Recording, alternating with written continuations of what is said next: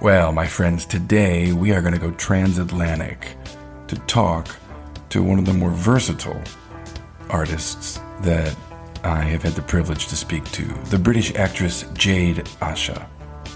This is a woman who has been carving out a successful acting career in London for well over a decade and a half. She's a fellow podcaster. She's a director, a producer, a writer. She created her own production company, London Independent Pictures. She's a fight performer. She is versatile in over 10 different weapon systems. She's a voiceover artist. She works in commercials, animation, gaming. And now she can add published author to her list of accomplishments. She has a book that just came out called The Actorpreneur, where she has really shared everything that she's learned in her professional life. So we're going to talk about that. So let's find out what she's learned. Put the phone back in your pocket. Creating Behavior starts now.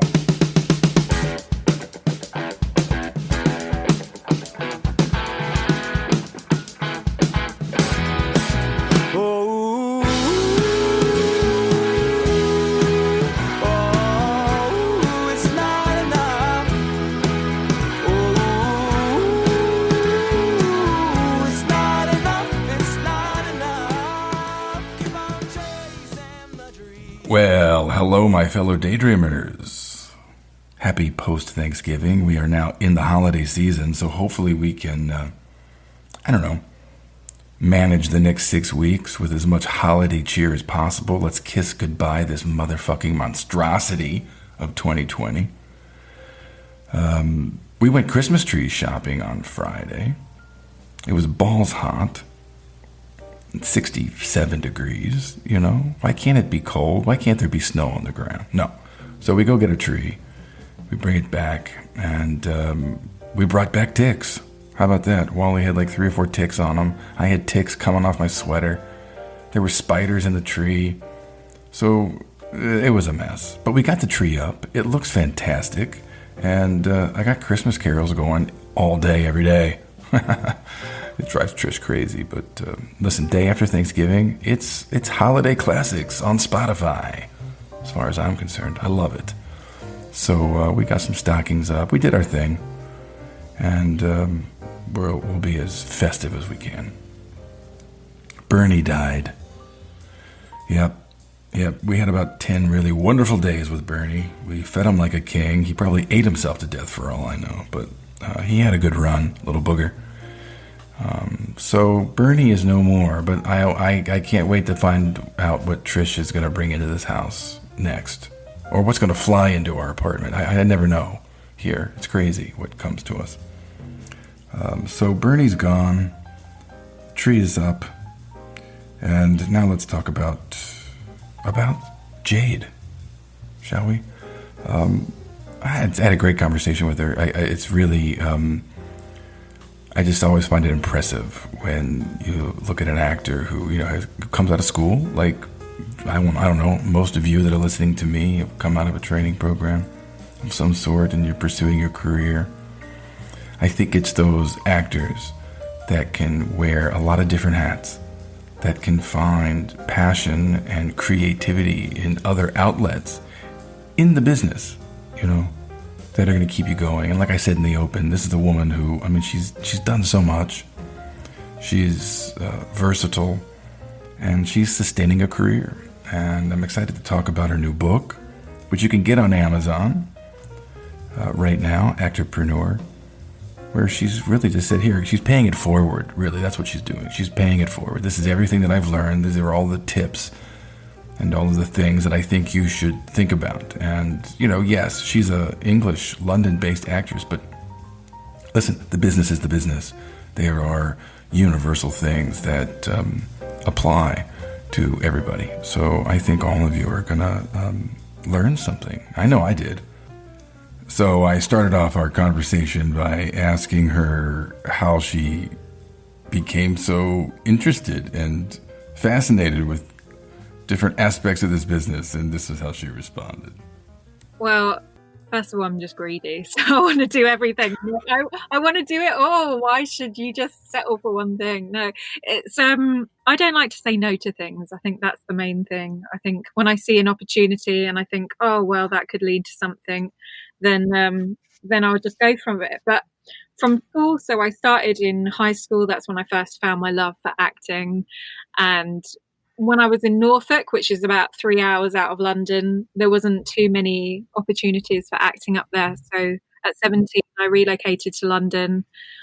I didn't really know what I was doing. My dad lived there, so I could live with him. And so I had that base, which was nice. But it was, I just got headshots done and started applying to work online. And then I found out about drama schools and I really wanted to go. I did a few courses, but I never got into the big famous RADA, Lambda, all of that. And that's really where I wanted my career path to go.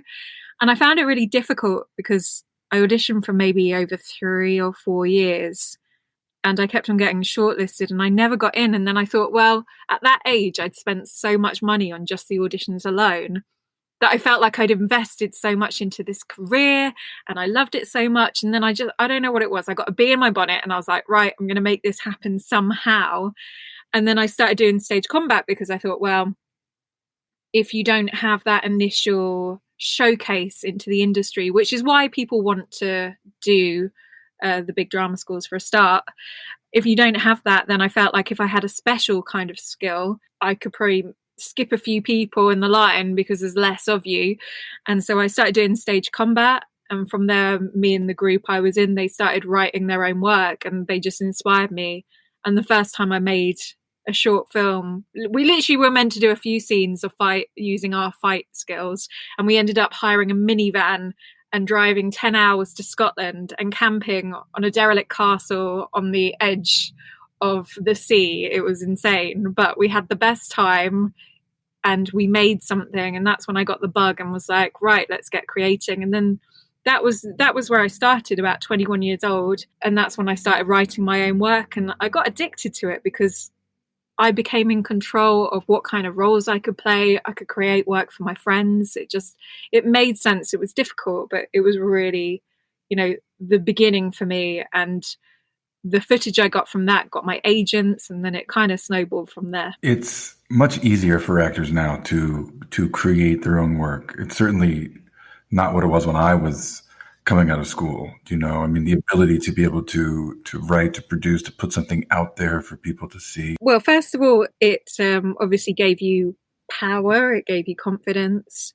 You could stay busy, which I think for actors, just staying busy, and this is why I do stay so busy, is because it's so good for your mind and your mindset. And, you get those endorphins every time you do something great. And if you can be in control and keep that going, then, you're happier. And if you're happy in the career, you last longer. Was there a struggle from going from like, I had these ideas to, you know what, I'm actually going to sit down and I'm going to create something here? The other thing that really helped with was understanding how the other side of production worked.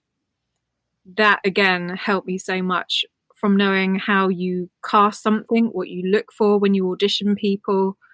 I think that has to be the most important thing I learned, was seeing what was good and what wasn't good when someone walked into the audition room. And it's just that walk.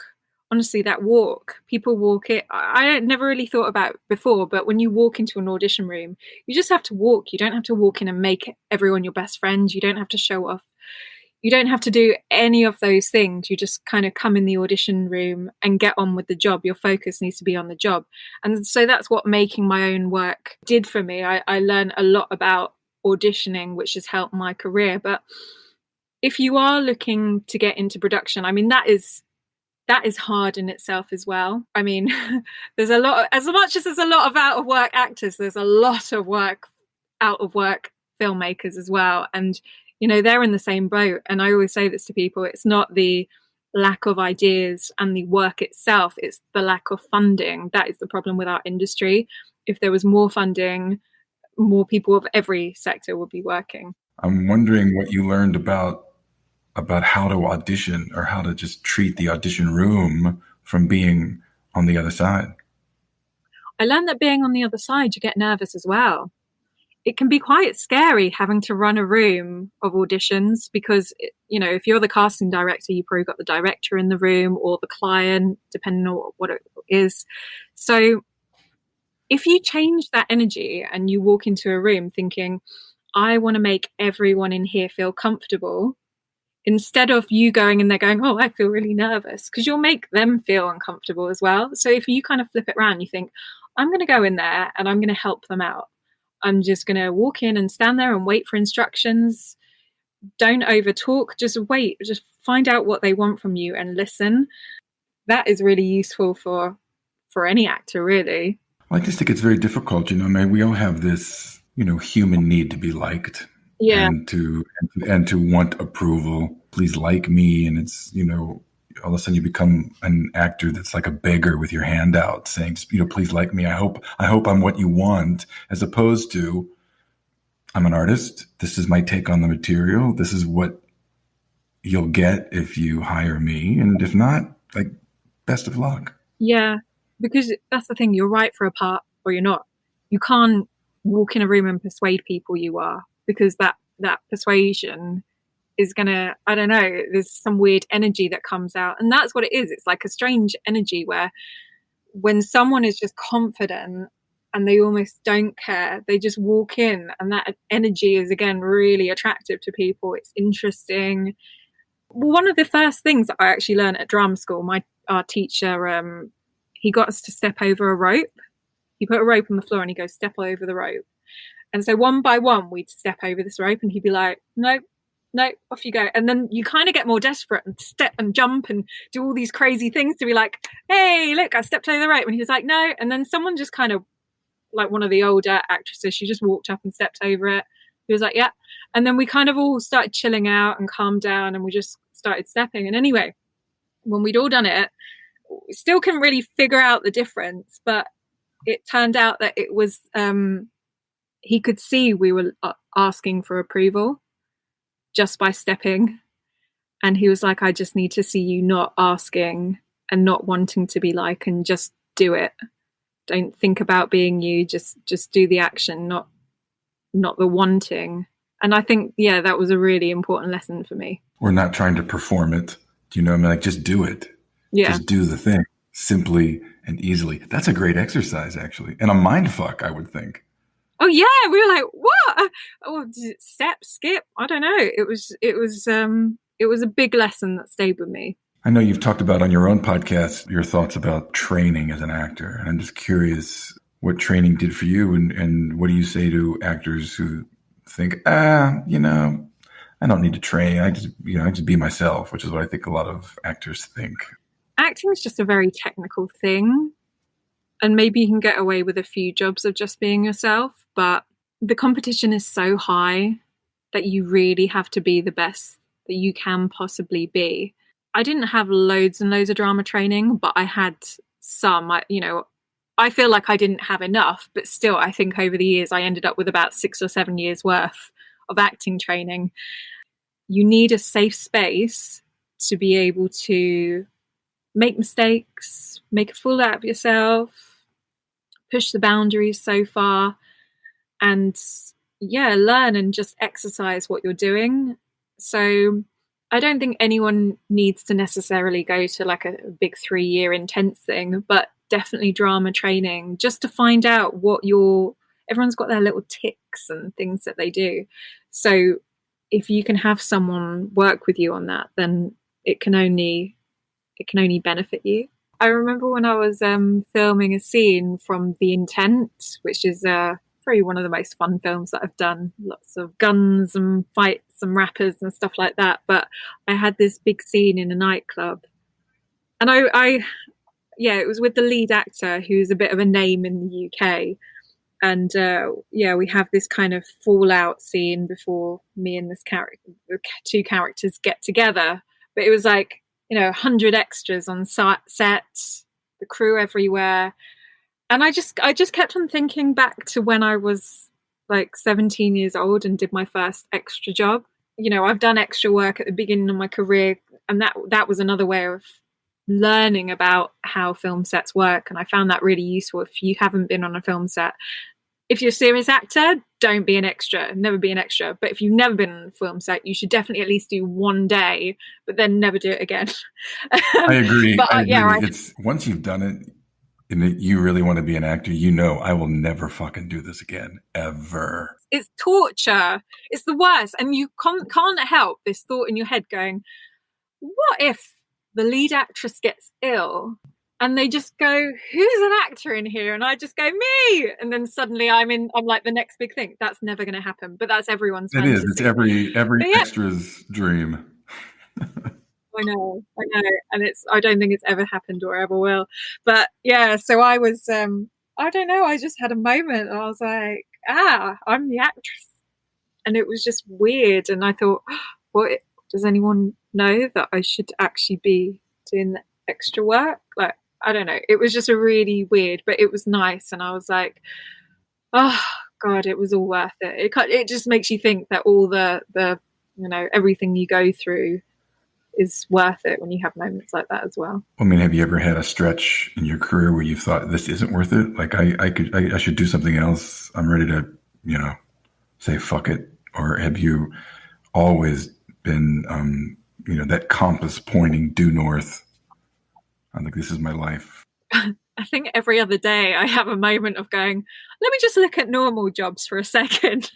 And then I'm like, no, don't be silly. No, I've definitely had times where it's been difficult, where just maybe in my mid-20s, I feel like that's kind of a hard time for most people anyway, because you're kind of in this weird in between where you're an adult, but you haven't quite got the experience. I feel like you make a lot of mistakes, for me anyway.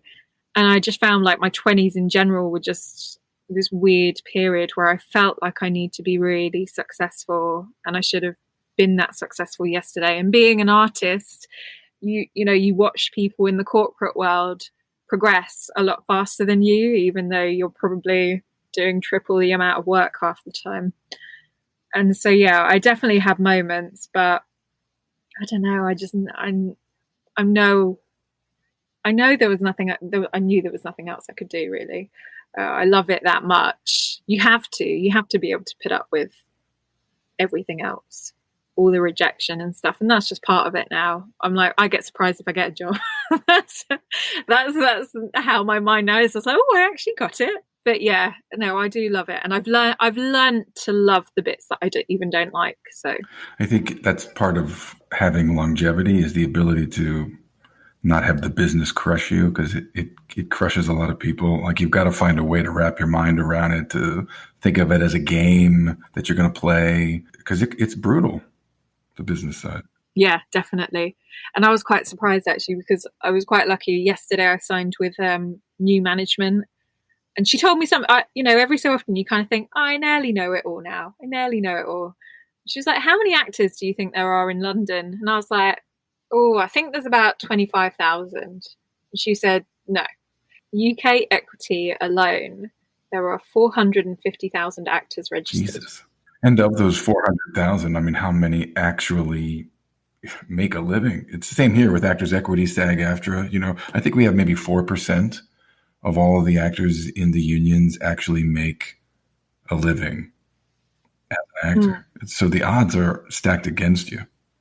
You've just got to come up with a good side job that you like, and is, because I don't believe that you should be a struggling actor and not go on holidays and not be able to go out for dinners and be, not enjoying your life. I think enjoying your life is what's going to help you as an actor in a way, because, you can use those experiences. You can, you need to be doing things. So I agree. I don't think you can bring more to your art than what resides inside of you. And you have to continually feed yourself. You have to acquire life experience. And, I think actors become so obsessed about the audition and the next job. And I don't have an agent and all of these things. Like, you're not going to make it. You will end up doing something else. Like, you have to have a full life. You've got to have hobbies. You've got to have things that inspire you. And that's why I really admire your whole career here, because, you've got a book coming out. It came out on November 4th, actually, and it's called Actorpreneur, which is a nice combination of two words there, a working actor's guide. So now you can add the writer of books to your broad resume? It started last year actually, because an actress I knew actually had a book coming out, and I was quite excited to read it. And I thought, oh, I'm going to find out. I don't know. I had in my head exactly what this book was going to be.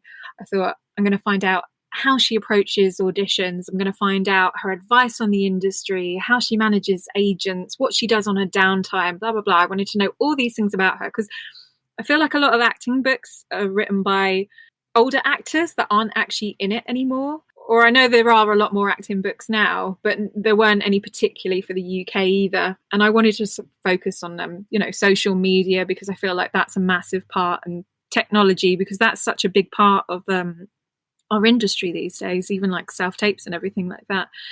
And then when I read the book, it just wasn't that. And then I was like, oh, well, let me find that book. So I started looking for it and it wasn't anywhere. So I thought, well, you know what? I've always thought that I've had all these ideas and maybe a quite different approach to the industry. And I've got to the point now that I'll be in audition rooms and there'll be actors that have never auditioned for anything before, and they'll be asking me questions, or I'll be on a job. And yeah, I'll be talking to like the extras or other people in the cast, and they'll be like, oh, how do I do this? And blah, blah, blah. Or even I just get messages on LinkedIn, social media, or whatever. I thought, you know what? There's clearly a need for this information, and it's something that I wish had been available to me. So why am I going to write?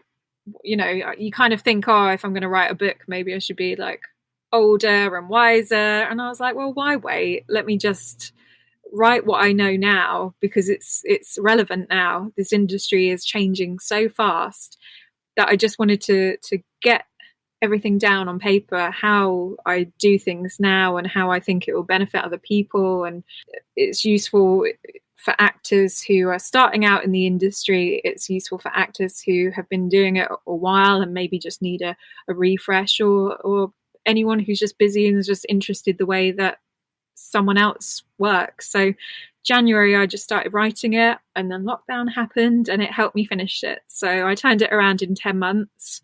The hardest bit was actually going, right, I'm going to sit down and write, because as soon as I start writing, it's all there in my mind already. Like, I knew all the chapters, I knew all the information that I wanted to be put in there. I wanted to cover things like the Me Too movement, performing intimate scenes, because when I had to do things like that, there's nothing out there apart from porn sites to tell you how to do these things. So yeah, or even like when I went to my first premiere, I had no idea what to do, or like, you know, there's all these weird etiquettes that I looked it up online, and I was like, wow, there's no one that's actually shared this information, and I'm sure I'm not the only person out there that's going to want it. So I thought, well, let me just write it.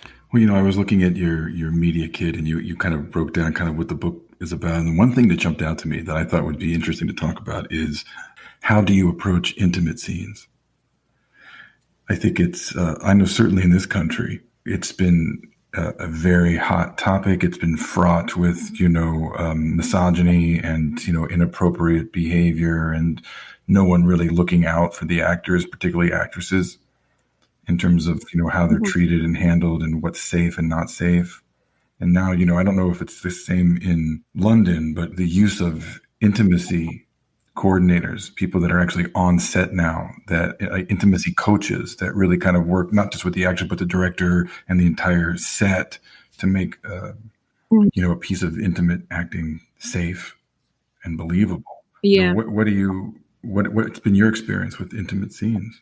I've done a few over the years, and I have very different experiences. The first kind of, like essentially sex scenes that I did was all kind of fully clothed and with like, a really good friend of mine. So it was fine. But even so, just kind of like being that close to someone kind of felt uncomfortable, even though, again, they were very good friends of mine.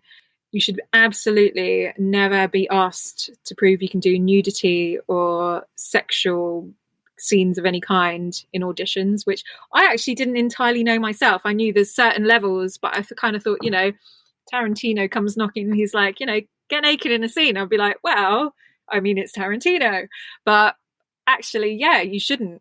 And yeah, I've had some strange situations where even a director, last minute on set, he's been like, okay, well, we're going to do like a blowjob scene now. I was like, what? That's not in the script.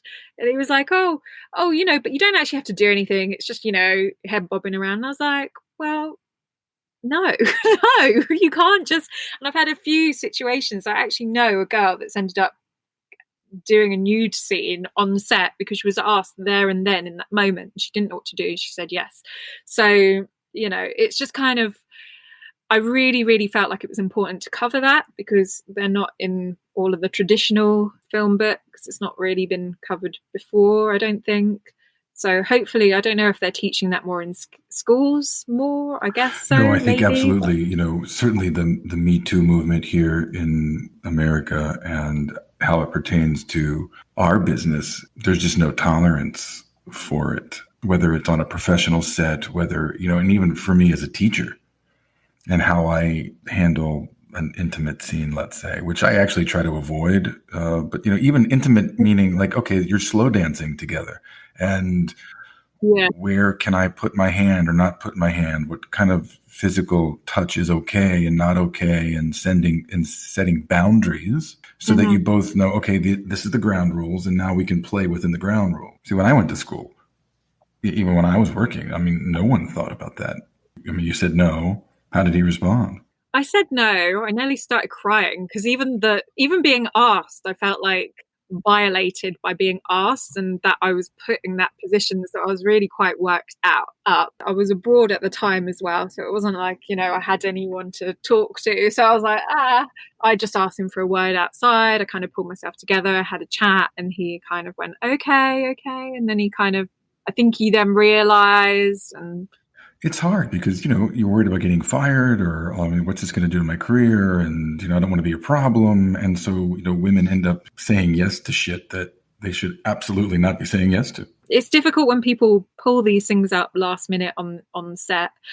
Yeah, I think everything like that should be discussed up front. And even if you find something that you're not comfortable with, make sure you discuss it thoroughly as well, I think, for any actors. I think things need to be talked through so that there are boundaries set. Like I know that this is a safe space. This is what's going to happen. And now I'm free to be creative and be vulnerable and be open.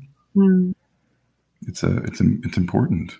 I know you have a part in your book about firing an agent, which I find fascinating because, most actors, all they can think about is getting one. And they can't even wrap their mind around the fact that, at some point you're going to have to fire one. So what's that like to fire an agent, and what would be a way to do that? And why would you want to? I think the thing is when you've been in it for a while, things can get a bit stale.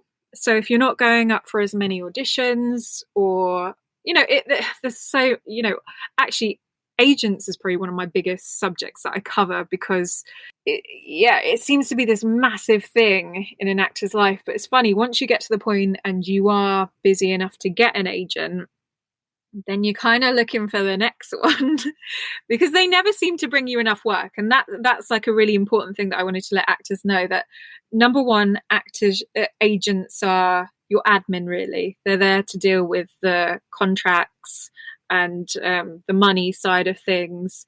Auditions are kind of the last thing that I expect from an agent, because that way I know that the responsibility is on me to keep on networking, keep on making my own work rather than sitting back and waiting, because that's not good for anyone. And then you're just putting pressure on someone who's, probably trying their best.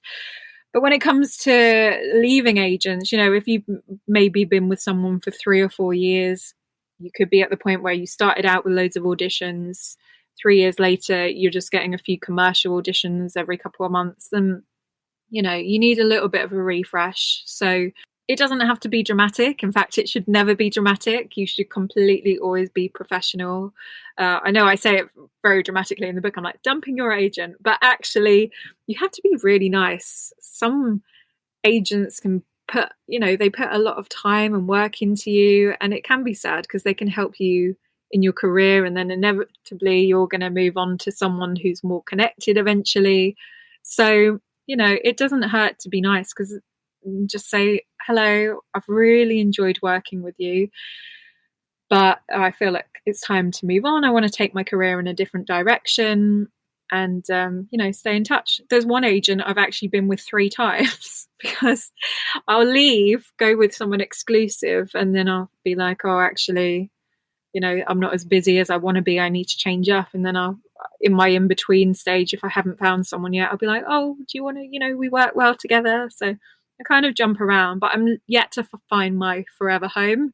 I think that's what it's down to. I'm trying to find the right person who works at my speed as well. And I think I've just signed with someone, so fingers crossed. They seem quite on it. But yeah, so never burn bridges, really. And what's thinking most actors, they put so much pressure on getting an agent, and then they think, well, once I have an agent, I don't have to really worry about it getting work now. Now auditions are going to come to me, and I just have to be able to answer the phone, and it doesn't work that way. I think if an actor can think of themselves as the CEO of their company and build a team underneath them of people that they actually like, and you're ultimately paying them. You don't work for them. They work for you. And it's hard for actors sometimes to understand that. It's that stereotype of the actor, oh, call my agent, darling, kind of thing. It's not the reality at all. They are just an extension of your business. It's such hard work to get an agent. I think that's where the trouble comes. It's so hard. It can be when you haven't got an agent and you haven't got show reels, you haven't been in shows. It's very much like that chicken and egg situation. So that's essentially your break, really, trying to get to the point where you can get represented. And once you are, I guess actors want to go, let's relax and enjoy life now. I'm just going to get all these auditions. But actually, that's not how it works. And that's what I'm trying to explain to people, that is, okay, great. You've got like a team member, but yeah, you're the CEO. You've got to keep it moving because no one's ever going to represent you as well as you do. No one's going to work as hard as you do. And I think I did manage to get a super agent, like one of the top 10 agents in the UK at one point. And I did have a moment of thinking, oh, this is great. I get to sit back and relax. And I got 3 auditions in a year when I was used to getting 2 or 3 a week. It's weird. The whole world of agents is not quite what you expect it to be when you get into it. And so many times I meet up with actor friends and I'm like, how's it going? They're like, oh, my agent's not great. And like everyone seems to have a bad agent. Right. Yeah, I'm not auditioning. They're not returning my calls. I've gone on 3 auditions in the last, 10 months. Yeah, that's like but then actually over time I did find that I don't know, maybe it was me, maybe it was like my headshot was better, or I was better. I was building the relationships with the casting directors, so I started getting seen more. So maybe it was the agent wasn't putting me forward for much, or maybe it's the next agent, I'm a better product to sell. And I think I am now at the stage where I feel like I have got a good show reel and stuff, and I've got the credits, so I am getting seen more than I've ever done before. But now I actually, I spend a lot of time emailing casting directors myself, and I'm trying to build those relationships myself. So I kind of feel like no matter what agent I go to now, I'm hoping that the casting directors will just follow me there. It's not going to matter who I'm represented by anymore. You just mentioned about your headshots and how you thought maybe your headshots improved. And I know you talk about that in your book about photo shoots. And that's one thing that actors, it's what you got to do. You got to get headshots, and you're going to get a lot of headshots over the course of your career, and they're expensive.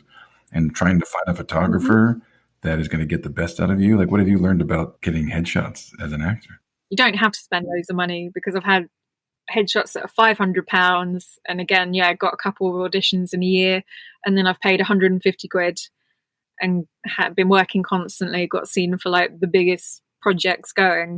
It's all about it's just that thing of confidence, really, and being able to work the camera, and that does take years and years of practice. Like, rather than sitting there and being scared, you have to treat it like it's a film camera, and you have to have your mind active, and that's what's going to really make your photos interesting. But yeah, I have a few tips on what I do and what works for me, but it's taken a really long time and a lot of practice to get used to. Yeah, I mean, my students, they come out of school and they've just spent a lot of money, and then they figure out, oh fuck, I have to drop between headshots and makeup and maybe getting some outfits that, show me well. Like, it adds up. It adds up. And it's the same here. You can, Yeah. headshots can run anywhere from $500 to 1,500. You know, Oh, it's expensive. And then, you get these headshots and then maybe 6 months goes by and let's say you get a manager or an agent and all of a sudden they're saying, you need new headshots. And you're like, fuck, I just got these. I'm interested in finding out how starting a production company was for you. You created London Independent Pictures, and that's a whole nother side of the business to try to learn. What was that like? yeah, it was interesting. I was really lucky that the first production that I did on my own, I had a really talented director, Laura Hipponen. She directed it for me, and she kind of essentially co-produced. Like, if I hadn't have had her, I think I would have been a bit lost. She really helped me out, so that was nice. But it wasn't so hard to actually set a company up because you can literally just create a website and be like, "Hi, I'm a company now." But it is more the getting a piece of entertainment from beginning to the end. That is, creating a company is not that hard. It's the actual you being in charge of an idea from the beginning, you bringing in all the creatives, you managing them, you making sure there's budget, you stretching that through the whole thing, you then having the perseverance to push through and be with it the whole time. It's a little bit addictive. I think it's like having a baby. It's like you hate the process. You're like, oh, I'm never going to do this again. And then a few months later, you're like, oh, I want another one. I want to do another one. So yeah, I do. When I'm definitely in it, it is stressful, but I am getting better at it. There's a lot of multitasking going on and forward thinking and getting other people who are better than you to do things. So I know some people, I've seen so many productions that never see the light of day. And, sometimes when I see some footage that my company has made or like I produce, I will cry. I'll spend the whole night crying. Then I'll wake up the next day and then I'll be like, rewatch it and be like, oh, it wasn't so bad. But I know a lot of people will watch their footage, they will cry and they will never look at it again. And because, it's a long process and a film will change or a production will change so much from when you have the raw footage to when you add on, when you cut a scene together well, it completely changes it, and you add the music and you change things. So you kind of, you just have to have the perseverance to see it through, even if it's not what you dreamed it would be. Because at the end of the day, if you create something, even if it's not the best thing in the world, you still get a lot of kudos for just creating something. Because half the time, even when I make something and it's good, I'll be like, do you want to watch a short film? They're like, yeah, I'll watch it later. People care more that you've done it than they do to actually watch it. I think it's because people, it validates you as a doer, and I think people like that. Like, okay, you did something, you did the thing, you didn't just talk about it. And so, okay, maybe I'll watch it later, but okay, I'm impressed that you've done it. Yeah. And I think that's the problem with this industry. There are too many talkers and you have to be a doer. And that's what's going to set you apart. Don't think about it. Just write your list of, right, I'm going to accomplish this, accomplish that, and just find a way of doing it. Just otherwise you'll never do it. Yeah. The one who writes is the writer, it's like you got to do it. But that's hard because, you got to battle through your insecurities and the resistance and the fear that I have nothing of value to offer. It's all of these creative insecurities that I think any artist battle with. But I think you need to finish something. I think that's the main thing. Just get in the habit of finishing something, because I could be saying I'm writing a book and I could just never do it. And then you'll always be writing a book, but just want to get it out there and then move on to the next thing. And so, you just have to finish things because that's when things start to happen in other ways. Well, you just mentioned good habits, and it reminds me of a Twyla Tharp book where she talks about the habit of creativity. And I'm wondering, what are some of your habits that you've built into your life that you go, you know what, this works for me? doing this really helps? If there's something that needs to be done, I will write a list and I will do it immediately. I do the thing that I don't want to do the most first. So if I don't want to do it, I'll do that first, because then everything else is easy. So yeah, that's quite a important thing. So I always write goals and targets. So I'll do it's really geeky, but I do my 3-month goals, what I want to achieve in 3 months.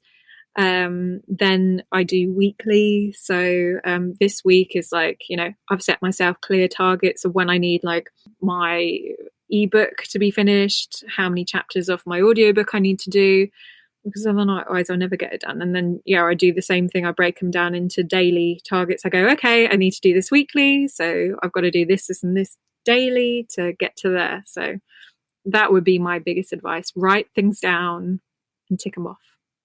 So where can all of us get your book, Actorpreneur? It will be on Amazon, actually. Yes, on Amazon. So I have a website, www.actorpreneurbook.com. And from there, you'll find all the links to everything. But yeah, it will be available on Amazon, ebook, paperback, which will deliver internationally, and in the process of getting the audiobook done as well. That's great. So I'm wondering, we'll wrap up our time here, but I'm curious what you'd like to say to the 21-year-old girl that came out of school about living a creative life. What have you learned now that you'd want to pass on to your younger self? Find something else that you love doing that can support you, and, find a second thing to support you through your career, like a job or something, whatever it is. A skill that you can pick up and do freelance. I would just say do that, because then you can be comfortable. You always have something to fall back on in the quiet times, and then you can use what you earn to invest into your own work, because we do have to, unfortunately, invest here and there, kind of thing. So I would say that's the most important thing.